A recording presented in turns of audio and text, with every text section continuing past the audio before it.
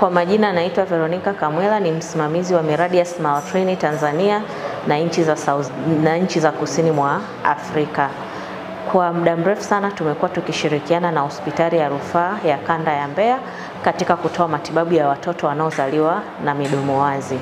Na kutokana na mahusiano mazuri tuliokuwa nayo na hospitali ya rufaa ya kanda ya Mbeya, tumeweza kuwaletea chumba cha upasuaji cha watoto wadogo, na tunaamini kwamba chumba hiki kitaleta mabadiliko sio tu kwa watoto wanaozaliwa na midomo wazi, lakini pia ni kwa watoto wote wa Tanzania watakaopata nafasi ya kuja kutibiwa katika hospitali ya rufaa ya kanda ya Mbeya.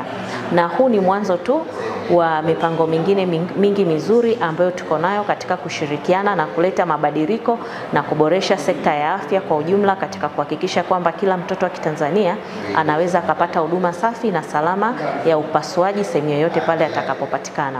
Wito wangu kwa Watanzania, popote pale utakapoweza kumpata au kumuona mtoto au mtu mzima mwenye mdomo wazi, tafadhali tunaomba uweze kumleta katika hospitali ya kanda ya rufaa ya Mbeya ili aweze kupata matibabu.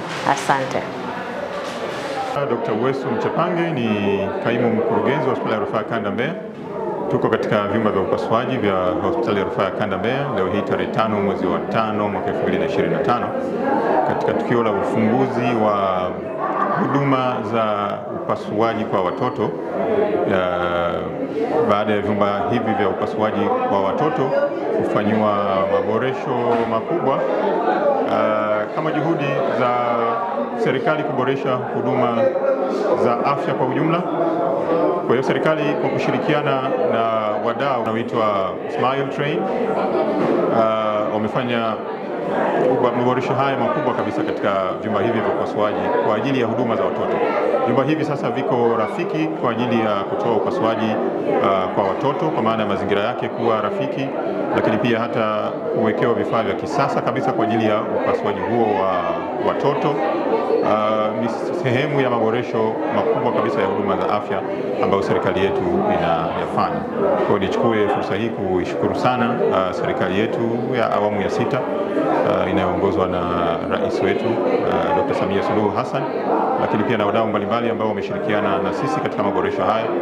Kwa hiyo pia nitoe wito kwa Watanzania wenzangu, kama tuna watoto majumbani kwetu au katika maeneo mengine yoyote ambayo tunayafahamu ambao wana changamoto hii ya midomo wazi, basi wawalete katika hospitali yetu hii ya rufaa ya kanda Mbeya kwa ajili ya kupatiwa huduma hizi za upasuaji wa midomo wazi, lakini upasuaji mwingine pia wa watoto, changamoto mbalimbali za upasuaji wa watoto.